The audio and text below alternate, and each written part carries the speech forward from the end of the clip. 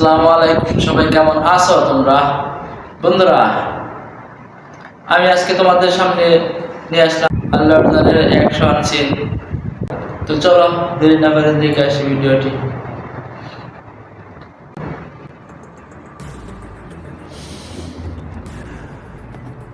बहुत इंटरेस्टिंग है रे तू, लेकिन ये मंत्री वाला मैटर उतना इंटरेस्टिंग नहीं होगा। দারুণ দারুণ।